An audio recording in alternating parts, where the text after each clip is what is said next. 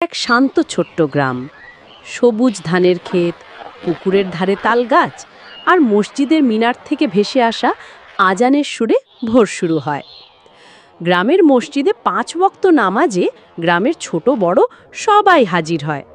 কিন্তু গ্রামের এক দুষ্টু ছেলে আছে, হাবিব। বয়স মাত্র ১২, কিন্তু আলসেমি আর দুষ্টামির জন্য সে পুরো গ্রামে বিখ্যাত।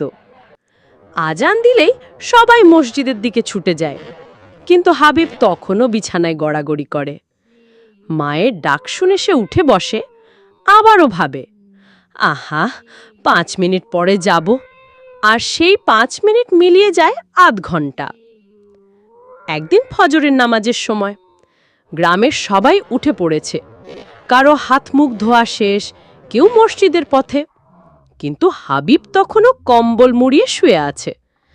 মা চিৎকার করে বললেন, হাবিব উঠ নামাজ পড়তে, সবাই মসজিদে চলে গেল।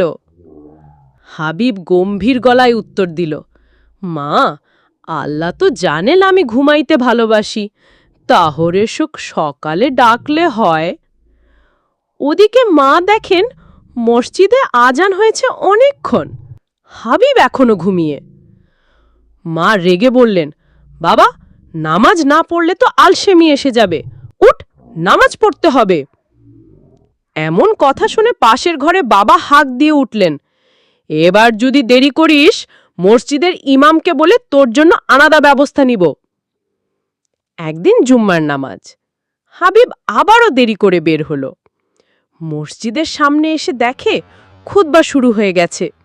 সে তাড়াহুড়ো করে জুতো খুলে মসজিদে ঢুকতে গিয়ে হোঁচট খেল। ধপাস করে পড়ে গিয়ে চিৎকার করে উঠল, আল্লাহ, এবার তো হাড্ডি ভাঙা লাগতেছে।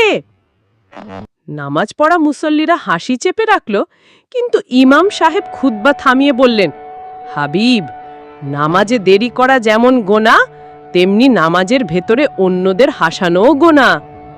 সবাই আবার হেসে ফেলল।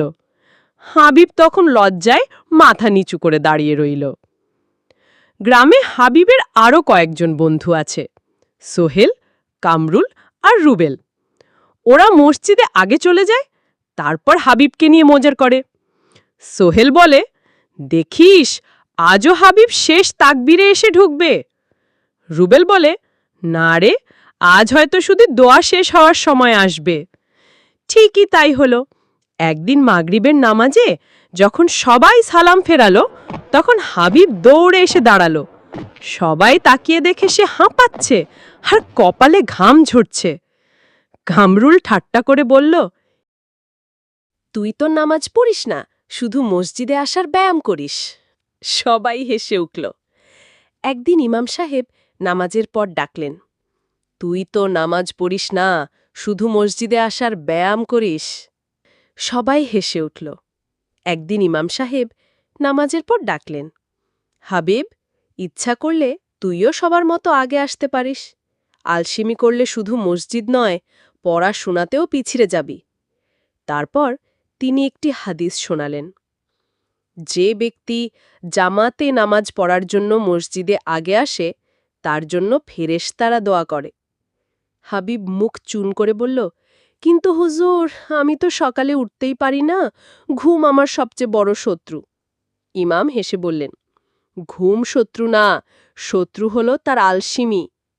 একবার হাবিব নামাজে দেরি করে এসে দৌড়ে দৌড়ে কাতারে দাঁড়ালো। তাড়াহুড়ো করতে গিয়ে তার প্যান্টের পকেট থেকে একটা খেলনা গাড়ি পড়ে গেল। গাড়িটা গড়িয়ে গিয়ে ইমামের পায়ের কাছে থেমে গেল। ইমাম তাকিয়ে মৃদু হেসে বললেন, এবার নামাজের পর খেলনা নয়, আসল গাড়ি কিনতে দোয়া করো। আবার একদিন হাবিব নামাজে দেরি করে এসে দাঁড়াতেই মোবাইল ফোন বেজে উঠল। রিংটোন ছিল, লাল পাঞ্জাবি পরিয়া আসলাম আমি বাজারে। পুরো মসজিদ হেসে লুটোপুটি। ইমাম সাহেবও হেসে ফেললেন। এভাবে অনেক দিন চলল। সবাই হাবিবকে নিয়ে মজা করত, হাসাহাসি করত। একদিন এক বৃদ্ধ হুজুর হাবিবকে আলাদা করে ডাকলেন, বললেন, বাবা, মানুষ তোকে নিয়ে হাসে কারণ তুই দেরি করিস, কিন্তু তুই যদি আগে আসিস তবে মানুষ তোকে সম্মান করবে। নামাজে আগে আসা মানুষকে আল্লাহ অনেক বেশি পুরস্কার দেন। সেদিন হাবিবের মনে দাগ কেটে গেল। পরের দিন ফজরের নামাজের জন্য সে অ্যালার্ম সেট করল। ঘুম ভাঙতে উঠে দাঁড়িয়ে গেল। এবার প্রথমবারের মতো মসজিদে সে সবার আগে পৌঁছাল। ইমাম সাহেব তাকে দেখে অবাক হলেন। আরে, আজ তো হাবিব প্রথম মুসল্লি! সবাই হাততালি দিল, হাসাহাসি করল। হাবিবও হেসে বলল, আজ থেকে আমি বদলে গেছি। হাবিবের গল্প গ্রামে ছড়িয়ে পড়ল। সবাই বুঝল, আলসেমি মজা দিলেও শেষ পর্যন্ত মানুষকে লজ্জায় ফেলে। নিয়মিত নামাজ, সময়মতো কাজ আর দায়িত্বশীল হওয়াই আসল শিক্ষা। হাবিব ধীরে ধীরে সবার প্রিয় হয়ে উঠল।